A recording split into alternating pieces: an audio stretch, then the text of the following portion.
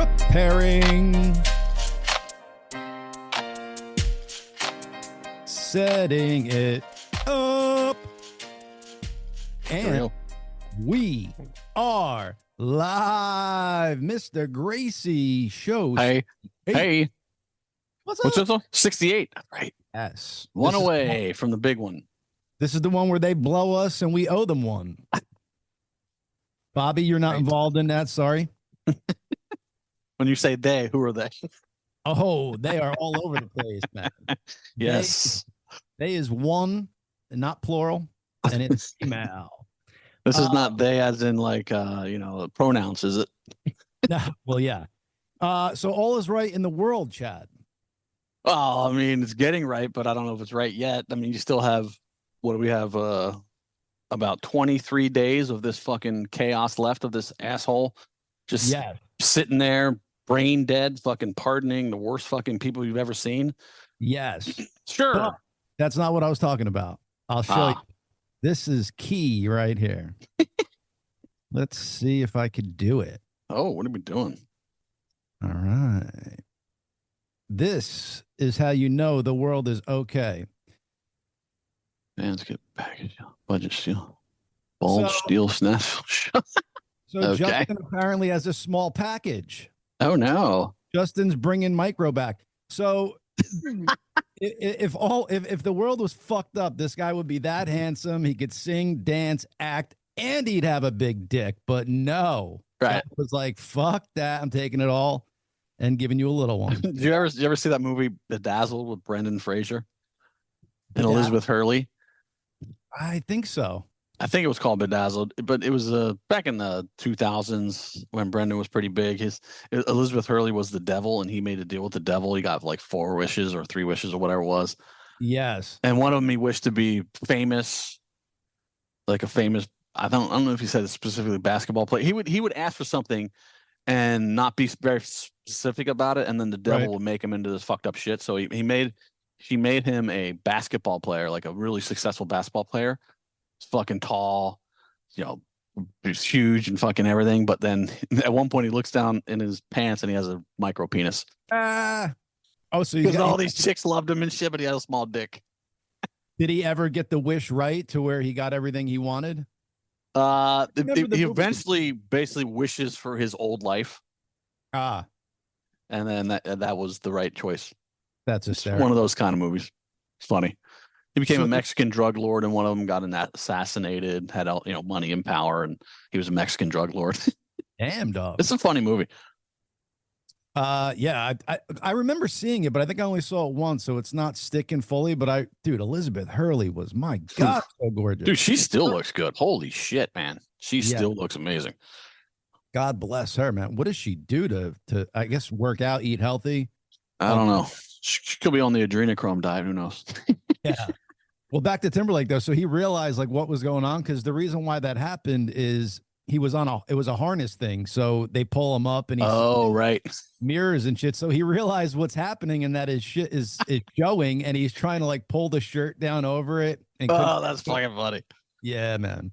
Oh, listen, I'm a grower, not a shower. So, Of course, dude. He could be fucking Lexington Steel down there when he's standing at attention. But that is no judgment of a guy's dick sizes when they're flaccid, because like I said, you're either a shower or a grower. So there's times where I'm like in between. There's times where I got to be a grower, but there's times where it's hanging pretty well. You know what I'm saying? I guess it all depends on, I guess, what's going on there. But there's times where I'm like, ladies, it's very cold in here. So back up. That's right. There's shrinkage. Yeah. Just touch it and it shall grow. Anywho. Hey, you want to see the true size? Touch it. That's it. Chad, here's another thing I got to show you, and then we'll get into some other cool stuff too. But I just pulled up some freaking crazy articles for us to check out, and here's one that just is crazy. Liquid death diaper. Yeah, liquid death diaper flies. Oh my God, dude. Oh, I know women that would stand at our shows in the front row and wear diapers so they could get in the front row and never fucking leave. Why not? Why not brand them? That's great. Dude, it's so fucking funny. $75 and it's reusable. Ooh, I don't know about that, but okay. Yeah. You can just go buy Depends. You'll be fine. Well, that's who makes. So it's Liquid Death and Depends partner. Oh, okay. But my question is, okay, what band is that important to where you're going to be sitting in piss all night? And then who's the douchebag that shits in that? And then you got to be standing next to somebody who shit their diaper. Ooh, the shitting thing? Yeah, that's no. Peeing, I get. Like standing there and not wanting to leave to pee, but if you shit in that thing, then you're disgusting. Sorry. This is for you, Chad. Check it out. The scariest place at a show isn't the mosh pit. It's the bathroom. Mile-long lines, true. flipping on pit, and toilets filled with puke. What's a music band to do? Introducing the Pit Diaper from Liquid Death. Now you never have to leave the pit or worry about leaks ever again. Powered by Depend Guards, the Pit Diaper locks away recycled Liquid Death mountain water, flavored sparkling or iced tea, and helps neutralize odor instantly. The Pit Diaper offers trusted all-show protection. And with Pit Diaper's sleek design, no one will ever notice you're wearing it. It's the only diaper crafted from premium cruelty-free pleather. And it's also the only diaper endorsed by metal drummer Ben Kohler. Wow! So skip the dangers of a mid-show bathroom break and stay in the safe confines of the mosh pit. Get your limited edition Pit Diaper by Liquid Death and Depend today. Hurry, supplies are extremely limited. Oh, my God. Damn, we missed a great opportunity in live. We could have fucking marketed these things. Well, I was just going to say, who the fuck is that heavy metal drummer? We need to get Chad Gracey as the drummer that endorses those. Exactly. This is Dude, fucking funny. But did you get a little liner that was in there, bro? Like, I don't think that's going to hold. Yeah. So that the whole thing wasn't the diapers, just that little liner. Why? This is like a maxi pad. I'd want all around coverage. Same. Like a full Depends if I was going to wear something like that. And I just couldn't do it, dude. Like, so I've done, like I've been on the lawn and like just pulled it out. Like, so, you know, everybody's dancing stuff, like just have it hang out the fucking jeans and just piss on the lawn. I've done that. Right. I've done the solo cup. And then I've also done, which is a lot better. If it's raining on the lawn, you have the poncho on, and then you could just piss and nobody sees it, which is good. So you openly pissed on the lawn at the show? Yeah. This is hilarious. Because like some places, if you're in the middle of the lawn, dude, they have no bathrooms up there. You got to walk around through crowds. So it's like, it's either I do that. Yeah, and then you get to the bathroom, there's a fucking huge line and shit. No thanks. Exactly. Exactly. That is a nightmare for me. I hate fucking lines and bathrooms, and yeah, no thanks. You got to go. So talk to me, Chad. I know we got what's going on in a crazy world of fucking politics. Well, we got our lovely brain dead, non-existent president for another 23 days, or not at all, but yeah. And who knows what kind of damage. I mean, just take this drone thing for instance. Like, part of it is like the government. I mean, Trump's come out and said the government knows what the fuck these are. Of course they do. They know what the fuck is going on, but they're not telling us for whatever reason. Some of the speculation is that they are literally sniffing for nuclear bombs coming into the ports. Really? From like Iran and shit. Yeah. So if that's the case, why wouldn't they fucking tell you about that? Right. They don't want to cause a panic or whatever you mean, but like you got hundreds and thousands of fucking reports now of all over New Jersey. They're starting to happen in California. Apparently there was 5 witnesses coming in off the coast into Camp Pendleton. So what is it though? You don't want to start a panic. What, God forbid something doesn't happen, because if you don't start to get people out earlier, then once something does go down, it's even worse than it was. Yeah. I don't think, here's a map of oh, there you go. where they were sighted. Nice. So Cali, Ohio, Florida, and New York, all the East Coast over here. Mm-hmm. So it seems like where the ports are, really. Trump basically said our military knows what they are, and and the White House doesn't. Yeah, they're just not telling us. They would have shot him down. Right. You'd think so. Well, they didn't shoot down the Chinese spy balloon that everyone knew was up there until the fucking, went over the ocean. Yep. So who knows? I mean, I don't put anything past or rely or believe anything the fucking Biden administration says about anything or doesn't say about anything, because they just fucking lie constantly to your face all day long. So Even if they came out and said they're real and we know they're ours, I wouldn't even believe that at this point. It's crazy. And of course, this is happening under his last days. Right. Your Jean-Pierre, whatever, the way she's talking about it, I mean, it seems like no big deal. Like, so either she's playing coy or they just don't give a fuck about anything. Well, what's his name? What's the fucking guy's name? Not Blinken. Who's the other douche that's fucking in the Biden administration? He was just on Fox saying that, yeah, they pose no real danger to anybody, so we don't really care. We've and the guy's like, well, do you know who they are? It's like, well, we've done the analysis. We don't know who they are, but we've done the analysis and we know they're safe. And we're like, what the fuck are you talking? What are you saying? Do you hear yourself talking? You've done the analysis, but you don't know who they are, but you know they're safe. What? The only way that's feasible is if their analysis has something to do with if they're armed or not. You know what I'm saying? Like if they could see if there's no payload on them or something. But even if there isn't, and it's just a fucking surveillance thing, that's an issue. That's a problem. It's a surveillance thing. And then what happens when they are armed? When they do come back with fucking bombs or whatever the fuck they can put on them? They're huge. They're 6 feet across. They're like a car. Yeah. Somebody was saying, I know it's fake, but it was a headline somewhere that there was a Iranian mothership off the East Coast that was letting out. But Iran's got their arms full with Israel. I don't think they want to fucking start. Yeah, I mean that's a little beyond what I think could happen. I mean, Iran doesn't have any fucking like a real navy, like a blue water navy, to even bring a ship over here, and we'd see that ship coming. We would know. 100. Yeah, it's fucking weird. I mean, it's just indicative of this whole administration. Like the Chinese spy balloon. No, they were going to talk about it until people saw it in Montana. And started spotting it all over the country. They don't talk about it for a week or 2 weeks, whatever it was. They finally come out and admit it's there. Then they don't shoot it down for whatever reason. And they give you some bullshit excuse about that. And then they finally do. It's just this administration is just fucked. And now, and of course now we got his crazy pardons. This guy is pardoned. Okay, so no president has ever pardoned 1,500 people at a time. No president has ever given a blanket pardon to anyone, meaning, Hunter Biden from January 1st, 2014 to December 1st, 2024, blanket pardon on any crimes that may or may not have happened. Like crazy, bro. and then I watched this little bit on Piers Morgan. They had these, two conservative guys and two liberals, and the liberals the whole time are going, well, because, Trump's talking about going after like Fauci and Liz Cheney, and like they're talking about blanket immunity for these people. And then people are saying, well, they need blanket immunity. They need the pardon because Trump's going to go after them. He's like, well, what if they committed crimes? Well, they should be pardoned because they shouldn't have to spend a lot on legal fees. This is what these people are saying. I'm like, what? So you didn't give a fuck about Trump spending millions of dollars on his legal fees because it's Trump, to defend against your lawfare bullshit.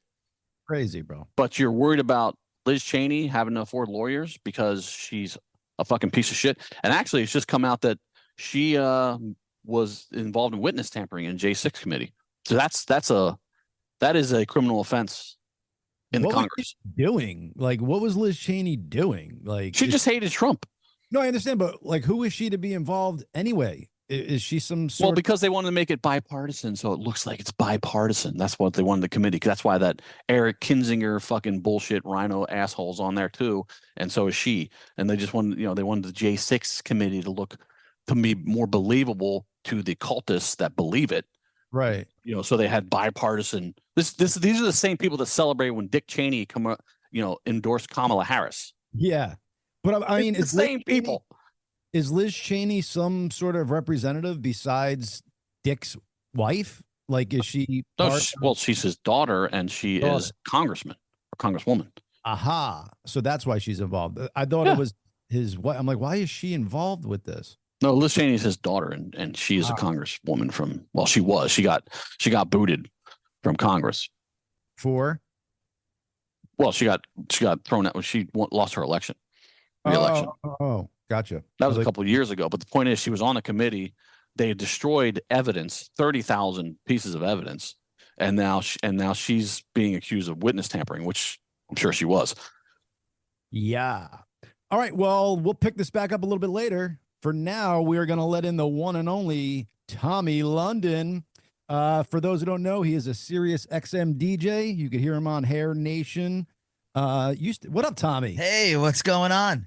You talking about me behind my back? What's happening, guys? Now we'll talk about you in front of your back. What's up, Tommy? How are you doing? How are you, man? You too. Good. Pleasure to have you on. Thank you for coming on. Appreciate it. Yeah, thanks for having me, man. This is great. Absolutely. We've been talking about it for a while, so I'm glad we were able to finally make it happen. Yeah. For the end of the year. That's right. That's right. Happy New Year to everybody. We're coming up. But Tommy, so did I see a website that says who the fuck is Tommy London or who the hell is Tommy London? Yeah, I did to hell just because if people don't like the word fuck. Yeah, that started. It's really funny. I used to, well, the infamous Keith Richards T-shirt, right? That says "Who the fuck is Mick Jagger?" So a friend of mine used to make jokes because, dude, I've sung with Lady Gaga and I've sung with DMC and whatever, being on the radio. And my friend was always like, people must say, "Who the fuck is Tommy London? Like, who is this guy that's on the stage? Like, why is this guy up there?" So we started making a joke as like, "Who the fuck is Tommy London?" And he was telling me to make shirts. I was in a band called the Dirty Pearls at the time out of New York City, and we were playing in LA, the Viper Room. Oh, and he told me, he's like, "Hey, I'm going to come out to your show." And like I said, he kept telling me to make these shirts. I was like, "I'm not making those shirts, whatever." He showed up at the gig with the shirt he made himself that said, "Who the fuck is Tommy London?" Right. Nice. And he's a singer as well. So I had him come on stage and sing with me. And that's when he revealed the shirt. Right. And everybody in the audience wanted a shirt. So then I got it made, and then it became me doing these memes, and it became a whole bit. And it's just kind of funny. I love it, man. Yeah. Because it was kind of like a viral thing. I saw it on a bunch of places. And then I saw that you throw some legendary parties. Yeah. Are those East Coast parties, West Coast parties? So, okay. So I recently moved to the West Coast. Oh, cool. Hence the hat. I'm a New Yorker. My Yankees hat on there. So I moved. I've always been New York, and I did, besides singing and playing in bands out there and doing the radio out there, SiriusXM is out there as well. I would put parties together, and they would just be rock and roll parties, usually bands. I would put all the bands together. I wouldn't perform at them myself. I felt like I just wanted to put the shows together. And I was always afraid people would think it was about me. I never wanted that reputation. So I'd always make sure it was about the bands. I did it for 11 years strong. It was called the $5 Rock Show. It was $5 to get in, and the bands got all the money. I just got a percentage of whatever I worked out with the venue. So I made sure the bands always got paid, and the more they brought in, the more they made. So I that's what I wanted. It's the hustle. So, hey, you want to make $500, bring 100 people, you made it, Right. There you go. That kind of thing. And it was on a Wednesday night, like I said, 11 years. And when I moved to LA, and I had to cap it. But whenever I'm back in New York, which recently I was in November, we do like a pickup show. I put one together, and it's a lot of fun. And it's funny you mentioned West Coast, because I am starting some stuff here in LA. I've been talking to the Viper Room, so I'll probably start. Oh, cool.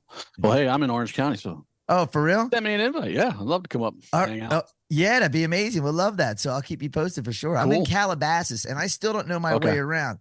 So, all the years I've ever come to the West Coast, I've always just stuck to the strip there, or maybe go a little bit outside of it. If I went outside of it, someone was taking me somewhere. I couldn't tell you where to go. You're up in the Kardashian land, buddy. That's what I call it too, Kardashianville.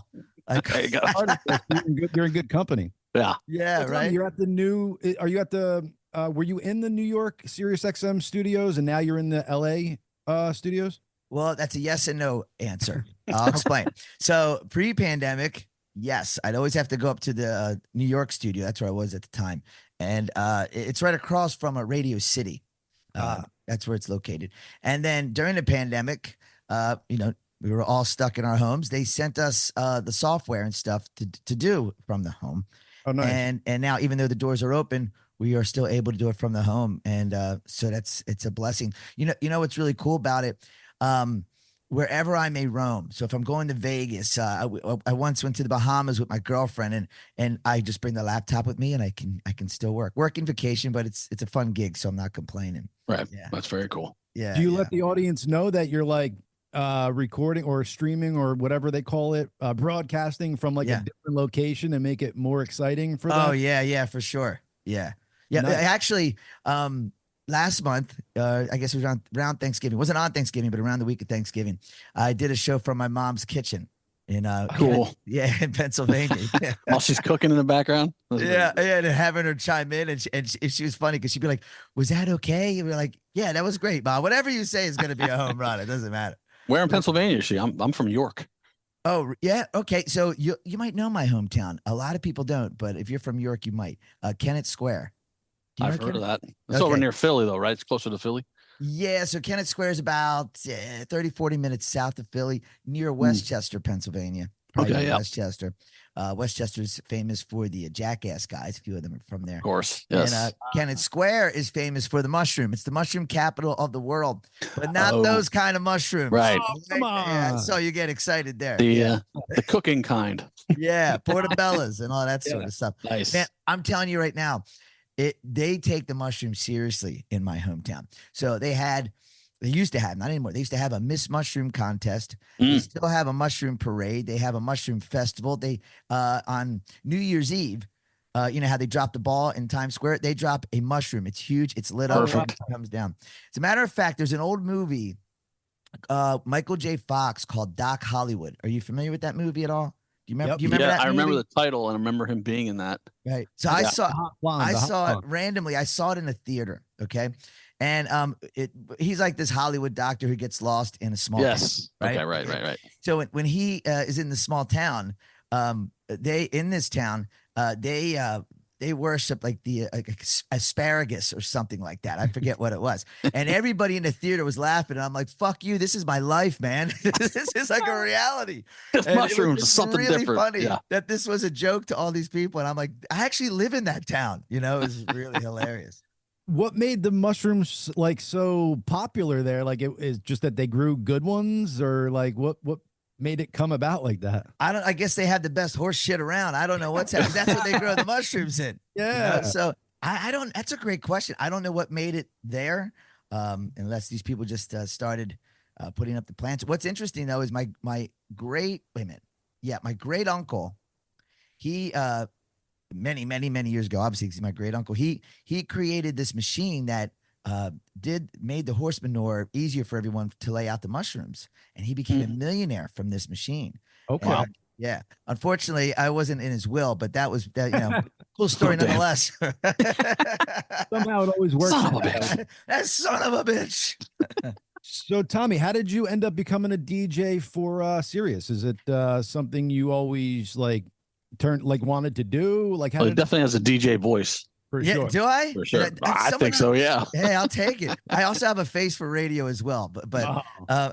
that's the oldest joke in the hmm I was gonna Um, say, when you got hair like yours, dude, you can't be saying That's- shit like that. I got to cover it up today. It's too early in the morning for that. Yeah. I usually have a pompadour, for anyone who doesn't know. Oh, okay. Yeah. So as for being a DJ, it's funny. I never thought of it as a career or took it even as a serious thing. No pun intended there. When I got older, I never even considered it. That being said, when I was a kid, I remember I would take the boombox and I would hear the songs on the radio, right? And I would tape the song on the speaker from the stereo or from the boombox, not Right. knowing that I could I didn't know I could tape on the boombox on the radio, right? Right. And I would Yeah. tell everybody to be quiet and shush. And then I would pull the DJ, hey, it's Tommy London and blah, blah, blah, blah, blah, blah. And this is Jenny 8675309. And I would do this shit for entertainment in my own home as a little kid. So it's funny that it led to this. And how I got this gig, a friend of mine, he's an agent for CAA, which is like a big agency that has the likes of Madonna and Seinfeld and stuff like that. And not me. That's not where this story goes. Right? But he's a good friend of mine.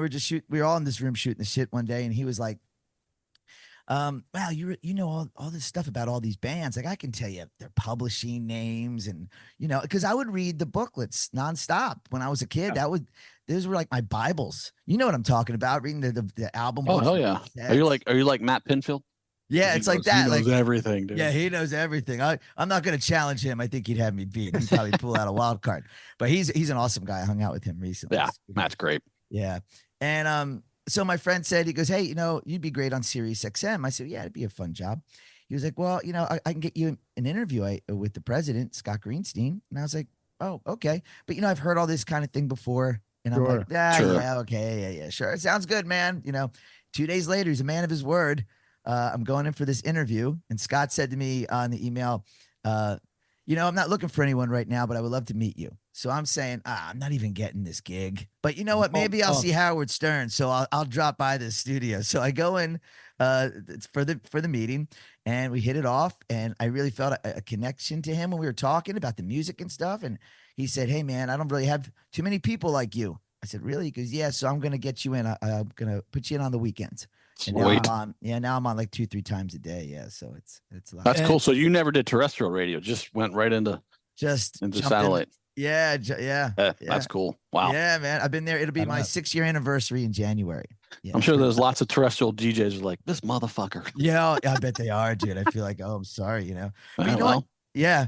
What's the thing too? It's serious is they don't want you to be, and I'm not judging some of the terrestrial radio people, but they don't want you to be like Wolfman Jack or like Quagmire, all right, that was groovy, Right. They don't want that, man. Even if you come close to doing that, which, I guess I grew up on that, and I'm not trying to be a fake voice, but sometimes I'll just put something in there. I don't know. Early on, they would say something. They just want you to be like I'm talking to you, Yeah. No.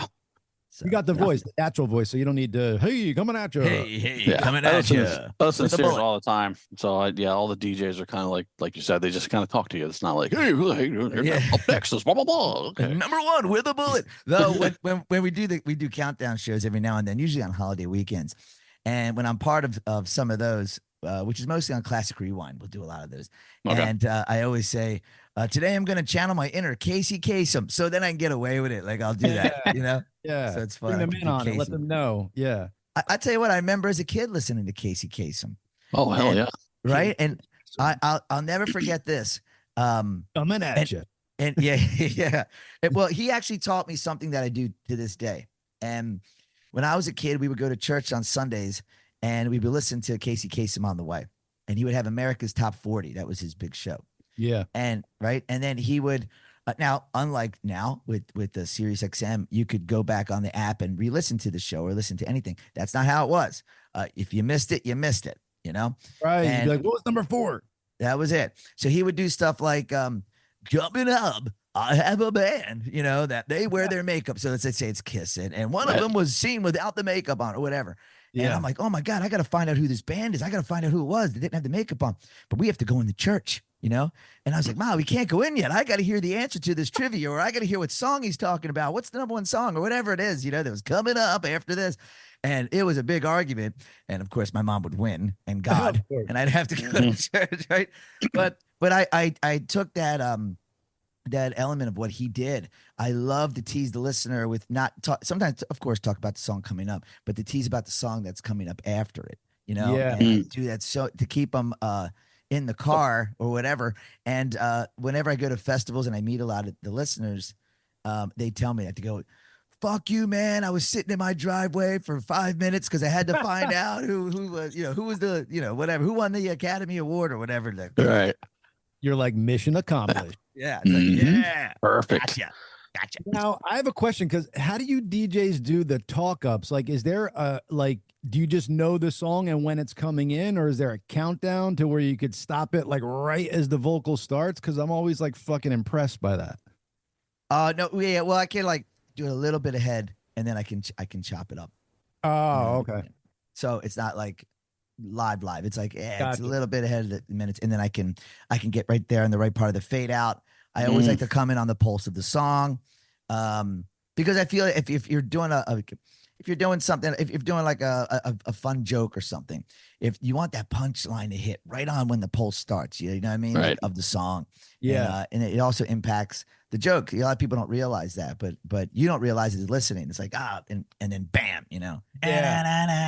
Very cool. Whatever, yeah. See, that's it. Mystery solved. I was wondering that too. Do you have a certain time limit between songs that you have like 30 seconds or 45 seconds where you have to fit this stuff in, or how's that work? Yeah, well, no, we don't have a time limit though. They don't want you really going, over. I think usually about a 40-minute break or something is the longest. Sometimes I'll go a minute. They won't say anything about that either, as long as you're carrying yourself and keeping the listener tuned in, right. With the story, if it's something like that. But I usually don't try to do a minute. But the other day I noticed I was telling like a story about when I was a kid, and I remember where I'm from. I wonder if this was in New York. Maybe it's a Pennsylvania thing. We used to call it Mischief Night. Yeah, Devil's Night, but it's like Mischief Night, the night before Halloween, where you just go out and do stupid shit in people's homes. No, they didn't have that in New York. Maybe Wow. They have that in Jersey there. Jersey for sure had it, man. Eggs, shaving cream. What do you call it? Devil's Night or Mischief Night? Mischief Night. Mischief Night, right? A lot of people don't. Man, it's an East Coast thing. Shit, I missed this. God damn it. You missed it, dude. We're gonna get your house next year. So I was telling the story about how I was a little kid, but the older kids would go out on Mischief Night, Devil's Night, and they would smash people's pumpkins on their porches, things like that. And it was like the ghosts hit your house the night before, eggs, and like you said, toilet paper in the trees was always fun. So soap the windows of the cars. So my mom had painted 4 pumpkins that looked like Kiss. And I remember the next morning, I realized we didn't take them in, and I knew it was Halloween. I knew what the night before was, and I was like, "Oh no!" I'm like 6 years old. I'm like, "Oh no, Ma, with our Kiss pumpkin." She goes, "Oh my God!" We ran out there, pumpkins all over the street, but the Kiss pumpkins weren't touched. Oh. It was like, because these kids were probably members of the Kiss Army, man. Props. They were like, we're not going to mess with those pumpkins. I just thought that was the funniest thing. Everybody on the block smashing pumpkins. Right. And that's great.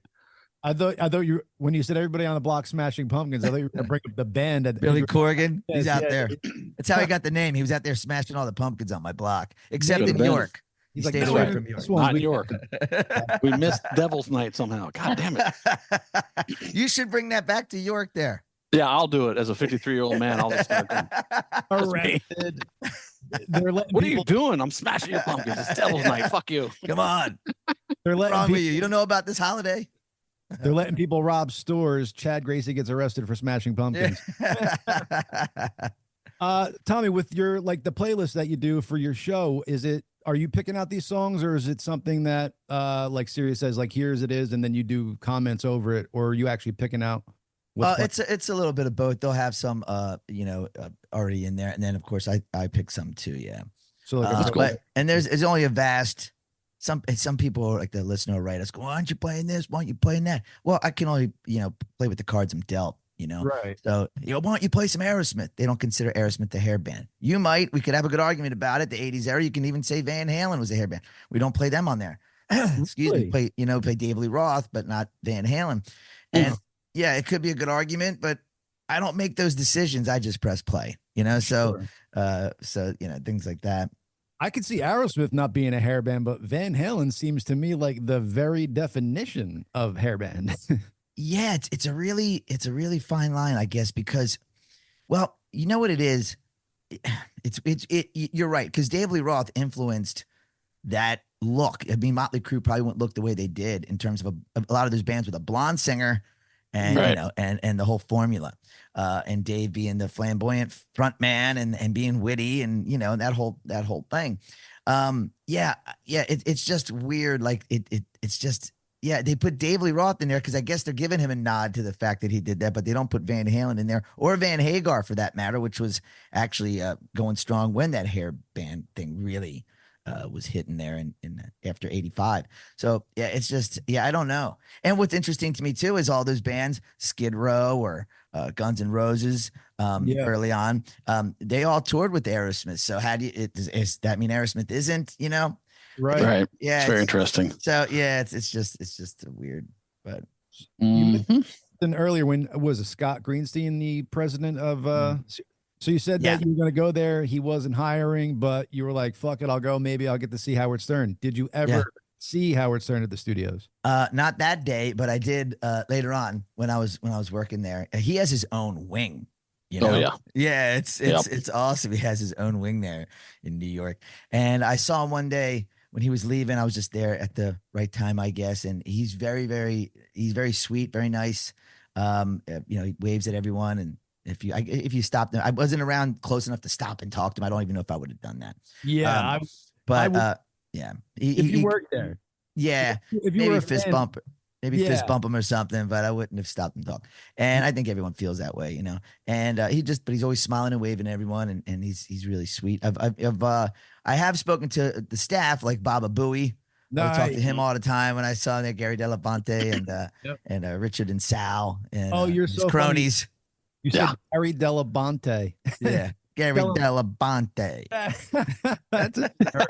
I just can't get over all the abuse that guy's taken over is like 40 years there. I'm surprised he's just a happy-go-lucky dude. Yeah, it's so entertaining.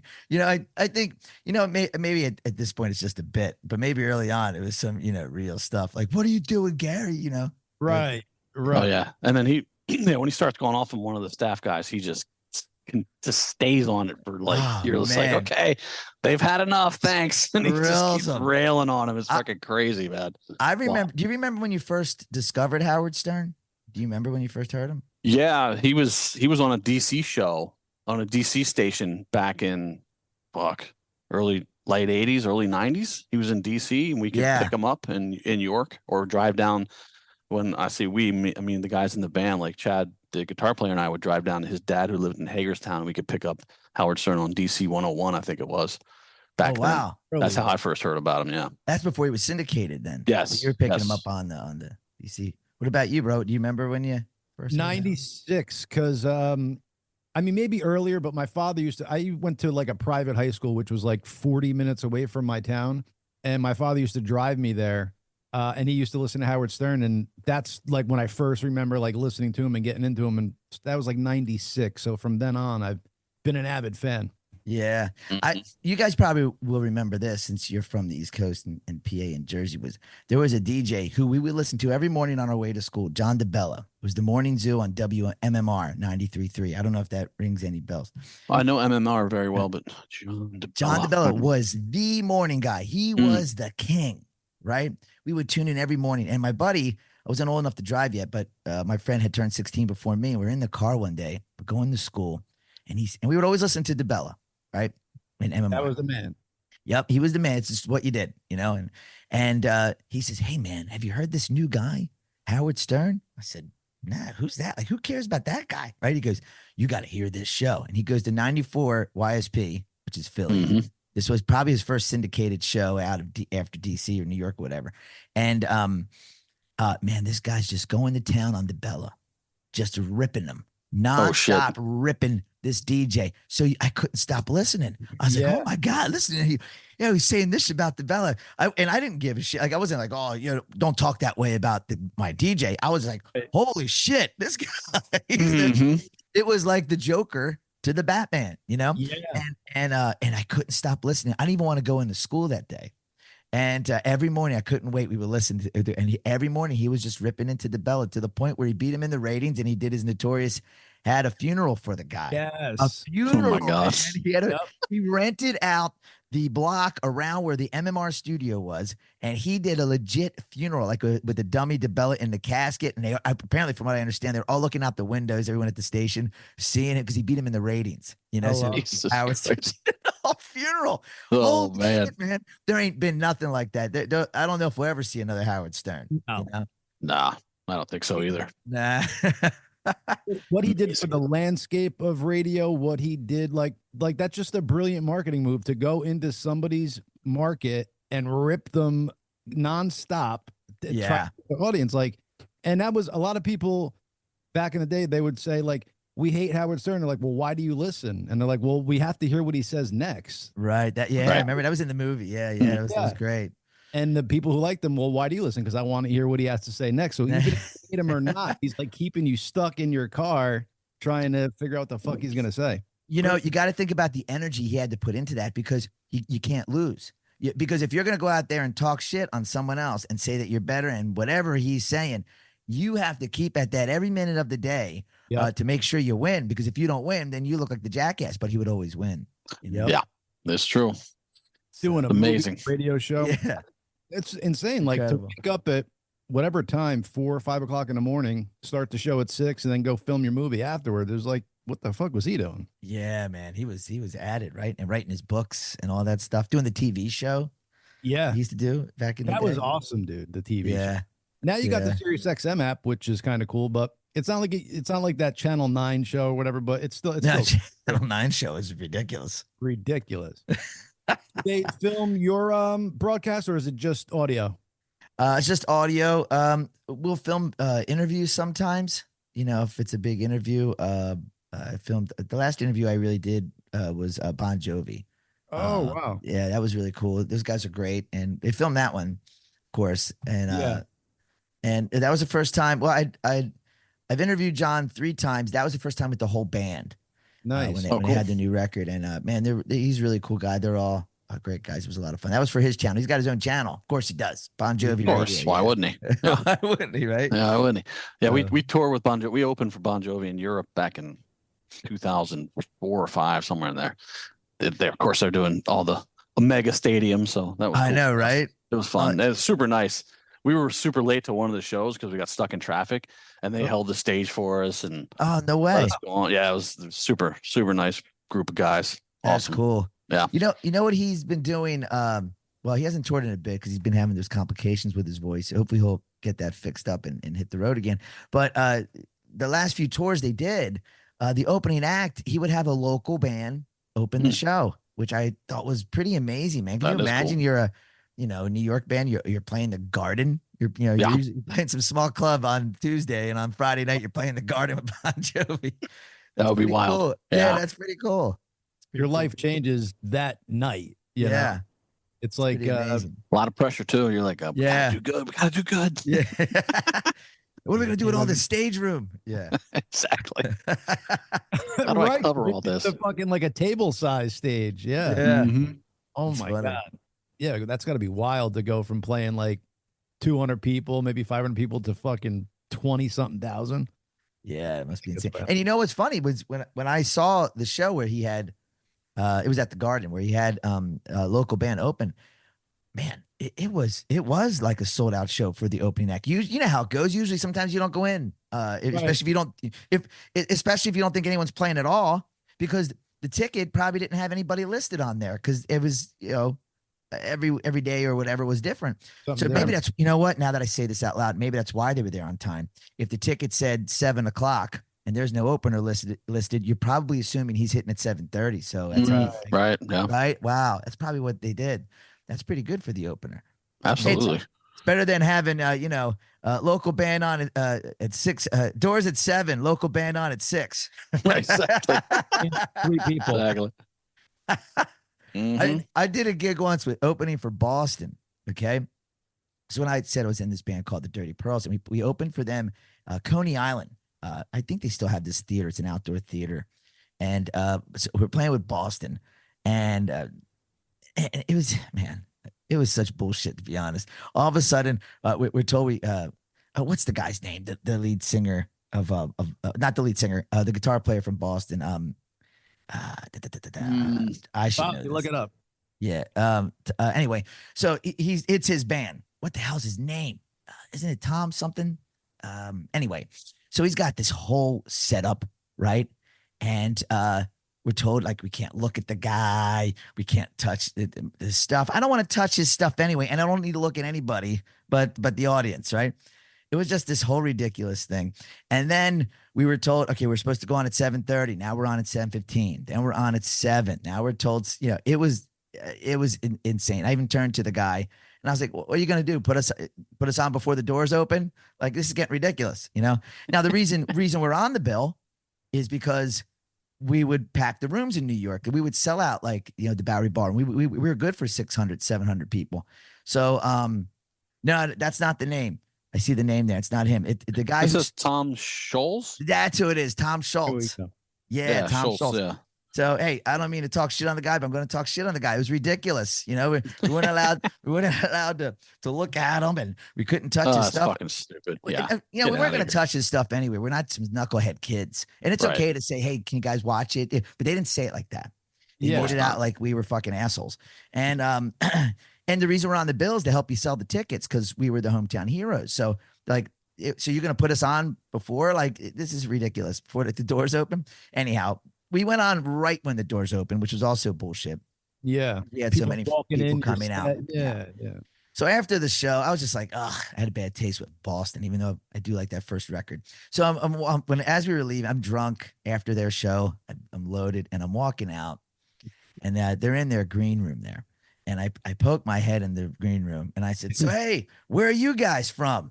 And they didn't find it funny, I guess, because, well, their band's called Boston. So I guess there's an assumption that's where they're from. I go, so, hey, where are you guys from? They did not find it funny. They just looked at me like, get out of here, you drunk asshole. Right. That's it. No more Boston for me. No looking back. Don't look back. Isn't that one of those songs? Don't look back. That was crazy. Do you have any bad stories, Chad? You don't have to talk any shit on a band. You can leave them out. You can. No, it's fine. I mean, we did some opening stuff and we had pretty good experiences, except for mid 2000s. We decided to do an opening special guest thing with Jane's Addiction. And the Jane's guys were great. Like, they were fucking cool, but their crew were dicks. And so we go on stage, and I think we had an hour, but we get like very limited lights and very limited PA. So we're just up there fucking doing our thing. And you can tell the crowd can't really tell what the fuck's going on because the sound's so degraded. Yeah. And so we're like, well, fuck this. We're either going to walk off this tour or we're going to do something different. So I think it was Ed or Chad, the guitar player or singer, decided, let's go to the thrift store. We're going to get coveralls. We're going to get fucking like furniture, and we're just going to play acoustic. And that's what we did. And the crowd really reacted to it. So, wow. Okay. Well, so we just went like anti-rock on it because we were trying to rock out. And I think on a good day, we could compete with Jane's Addiction as a band. But, sure. I mean, they're great players. I'm not disparaging them at all, but we had our thing and they had their thing, and it worked well together, I think, as an opening thing. But like, because we couldn't convey what we were doing on stage playing full volume, we just like, fuck it, we're going acoustic, and that seemed to work. Yeah, and that's Jane's smart guys play. were like, that's pretty cool, guys. And we're like, well, if your crew wasn't such a dick, we'd just be playing with our fucking regular instruments. But yeah, but hey, you know what it is? At the end of the day, it proves how great your songs were. That I was going to say, and it might have been the crew protecting. Thank you. Yeah, it might have been the crew protecting their band, dude. You guys could have possibly. Oh no, that definitely happens for sure. Yeah. Yes, yeah. Because I got to go to that show, Tommy. I saw it was their East Rutherford show it was like Brendan Byrne Arena. I don't remember what it was called at the time, but so Jane's Addiction comes on after live, and they're just crazy loud. It's got a huge fucking stage show going. Like, yeah, they got strippers dancing. Yeah, oh, no shit. Was it Motley Crue? Are you sure? This was fucking Jane's for sure. I was trying to hook up one of the dancers. Naked girls float like on like wires and shit. Like, it was crazy. But live came on before, and they did a crazy ass awesome acoustic set. And then I don't know if it was your closer or somewhere around there, because this was like right after 9/11 or around that time. And the lead singer comes out like wrapped in a American flag and sings this song "Overcome," and it was like crazy, dude. It's about being overcome with emotion and basically the whole world. Yeah, Overcome, like that song got played spontaneously when 9/11 went down, like radio stations, and somebody put together like this video of it, and that song got played all over the place for the 9/11 thing right after 9/11, when we didn't even try to make it happen, but it just happened naturally. And so that's why Ed came out and did that. I have another story where we, in like 94, we were asked to open for U2. Oh, wow. And we had just booked our own like theater tour where we were headlining. And so we either stupidly or smartly said no to U2 to open for them. Wow. And in hindsight, U2 is like one of our biggest fucking influences, one of my most favorite bands, whether you like them or not. But I know a lot of people don't, but I fucking loved them. And so it was a hard decision to make, believe me, for us. We were like, fuck, it'd be awesome to open for them, but we got to do our own headline and establish ourselves as our headliner. And so we turned them down. And then like many, many years later, I have a friend who's a good friend with Jerry Harrison, the guitar player for Talking Heads, who produced our 4 of our records. And they were having a dinner with Larry Mullen in New York. This is in 2022. And Brian, my friend, I'm friends with Jerry too, but Brian decides to talk to Larry, and he's like, hey, yeah, I'm friends with the guys in Live, and the drummer freaking loves you. And he's like, oh, those guys. Like, he fucking remembers that we turned them down. I was like, oh my God. But it wasn't like you're turning them down because of, you didn't like them. It was just a matter of career But I don't know if they've ever been turned down before, or very few bands have turned them down, but he still remembers. And he's the guy that basically pick the band and like, pick the openers. Wow. I was like, God, and Larry's the only guy in the band I've never met, and I've always wanted to. I'm like, damn it! If I do meet him someday, I'll be like, yeah, we're the band that didn't open for you. Hi, you're my hero, but sorry. Maybe you could break it down, and I'm sure he'll understand. He might not know the rationale. He probably doesn't know, the whole story, but sorry. Wait, who ended up opening that tour? Fuck, I don't remember. Yeah, I have to look back. It was on, what was it? Was maybe Zoo TV. that's what I was gonna guess. You guys definitely made the right choice. I mean, you were having your own headline. Well, for our career, we did. Yeah, I think we did. Yeah. That would have been fun though. For coolness, for coolness, you'd have been like, "Fuck, that would have been awesome." Yeah. So, Tommy, the way we do it here is we always leave the audience wanting more, dude. I could go on with you for hours. I know I'm having fun. Thanks again. It's a blast, man. We're gonna have you on again if you're down for it. Love to. Anytime. Cool. And then real quick, Tommy, if you want to let them know about the Celebrity Sports Inc. that you're that you're hooked up with. Yeah, so Celebrity Sports Inc. That's gonna be a lot of fun. This year is the first year. Yeah, man. And there's gonna be celebrity boxing. There's celebrity dodgeball. I'm looking forward to that. That's cool. Celebrity pickleball. The list goes on. You can find the info on online. And that's going to be really cool. I love it. Celebrity pickleball doesn't seem as fun as the dodgeball and boxing. No, right? They get to beat on each other with that stuff, but pickleball is like, ting, ting, ting. We need like a Celebrity American Gladiators or something. Remember that show? That would be pretty dope. There you go. You never know though. Maybe. So they got a list of stuff, man. It's going to be a busy year with that. And very cool. Picked up by a streaming service. Actually, I know they did. So it's going to be televised, and it's going to be a lot of fun. I love that going with fun events and not just like the boxing, because the boxing's cool, but you're watching two amateurs, but watching a couple amateurs play dodgeball is fun. Yeah, so I think that was going to be cool. Mm-hmm. All that stuff. I mean, it's celebrity paintball they have too. That'd be good too. Yeah, there you go. Whatever doesn't give you brain damage. Yeah, right. Tommy, and then let them know where they can catch you on social media and what time you go on Sirius. All right. Well, first, I have an album out. You can hear me sing if you want. Tommy London, Emotional, blah, blah, blah, blah, blah, blah. Emotional Fuse. That's the name of the record. Cool. Just look up my name. You can find Tommy. it. Wicked Ways. Thanks. Everyone tells me that. That's going to be the next single, actually. I'm going to drop that this year as the next single. I filmed the video. I don't know if you're a fan, but it reminds me of definitely cooler, but like a Howie Day-esque type. Do you know Howie Day? Yeah. You know what? It's interesting you say that because I see why you're saying that, because the song builds. He's known for building. He builds the song as it goes. This song I think definitely has that. It's really good, man. Thanks, dude. Actually, when we recorded the record, it was that song that I was like, wow, this one really hit the mark. I felt. I think the whole record's great, but that particular song, I was just like, oh man, this hit exactly what I wanted it to hit.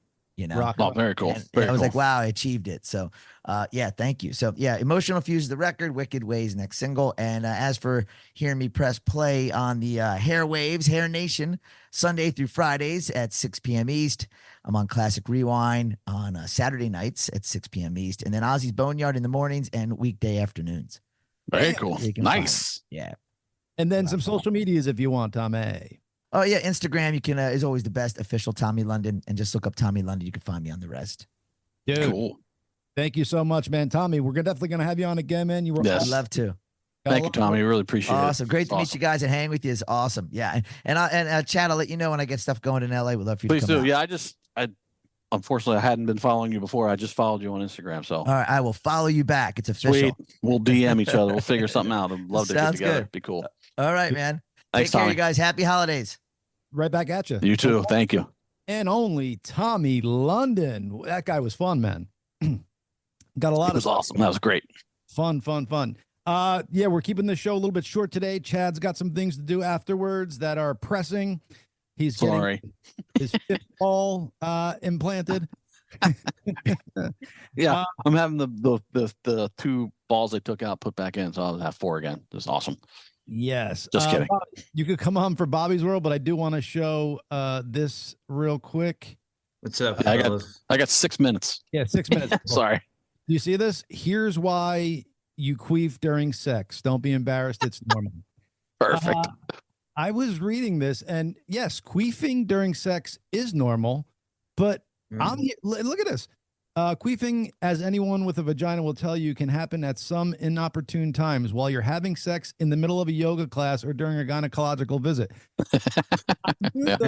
Sex and gynecologist, but a yoga class? Yeah, that would be unfortunate. Yes, I would be like, excuse me, ma'am, what the fuck was going on there? Mm-hmm. But anyway, I just wanted to share that with the audience because, so if you're out and you hear, but you don't smell anything, probably just a pussy fart. Anyhow, I didn't know that randomly, like fucking lifting a weight. You know what I'm saying? Like, I just thought it was like air pushes in and it creates that noise. So sure, I didn't realize that it could. That's what I thought. That's what I thought. Goddamn pussy fart. Bobby, you only know anal farts, so stop it, bro. Yeah, because I don't have a vagina. Well, really? I heard you're about as big as Justin Timberlake. It's a new one now. I'm starting small dick Justin Timberlake jokes. You're hung like a Timberlake. I'm hung like a Timberlake. Yep. Wait, so how did dick in a box work then? Yeah, small dick in a box is what it was. That's funny. Small dick in a ring box. You know those. Oh, yes. Anyway, So about 3 minutes, Bobby. So if you want, all right. So Federal Reserve is meeting today and tomorrow. They're going to be cutting interest rates. So hopefully, some of the prices are going to be going down. Hopefully, 9 out of 10 economists polled are saying that there'll be an interest rate cut of 25 percentage points on Wednesday. Damn, so, that's a lot, no? Oh, wow. I mean, it's a quarter. It's a quarter. I mean, it's slowly getting there, you know. Yeah. Right. So it Getting says back to where we should be.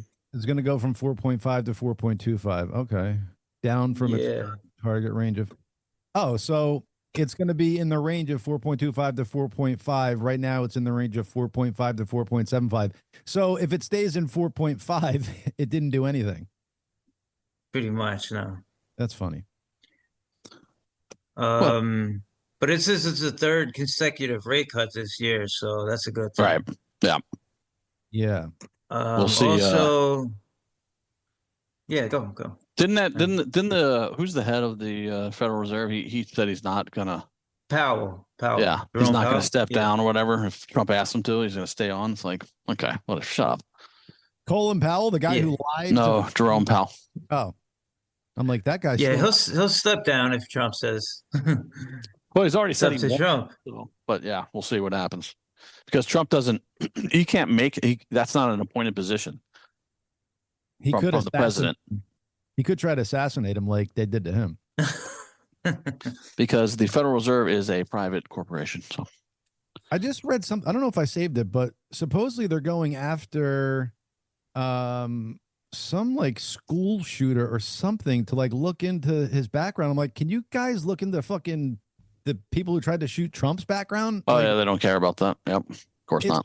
Strange, dude. Like, it's absurd that they're looking into other shit before that. Like, what? I don't know. Well, you knew more about Luigi Mangione than you do about fucking whatever the other, what was the guy's name that shot Trump? You know way more about that guy. Right. And the left is celebrating that guy as a hero. Here's how you know the left is morally corrupt. It's like the guy who shoots a dude in cold blood on the sidewalk. No, despite what he is, or that is the CEO of a fucking horrible company, which I agree, United Healthcare, bullshit. But he got gunned down, cold blood on a sidewalk. The left celebrates him, but then Daniel Penny, they think he's the worst thing ever. It's like he saved people on the train from a deranged maniac. Right. Yeah, there was a meme about that, like the comparing the two, you know. Right. It is. Yeah. One more thing before we go, boys. Chad, this is what's fucked up, and Bobby, this is what's fucked up with the abortion thing. So, it says Ken Paxton sues New York doctor accused of prescribing abortion pills to Texas woman. So, see, that's fucking bullshit. I don't agree with that at all. Yeah. I mean, at least they're going after the doctor and not the person who got it done. But this is what this is what we don't want to happen. We don't. states going after like if you don't want it done in your state, fine. But if I leave your state and get it done, it has nothing to do with you, bro. Right, exactly. Yeah, that's fucking bullshit. crazy. It's definitely bullshit. Yeah, I agree. That's out of hand. That is definitely that's not cool. All right, gentlemen, I need to jump. I'm sorry. All gravy. Gracious audience, we love and appreciate you. Please like, share, subscribe. Thank you, everyone. Absolutely. Merry Christmas. Happy New Year. Merry Christmas, people. We'll see you all soon. Thank you. All. Peace. Have a good holiday.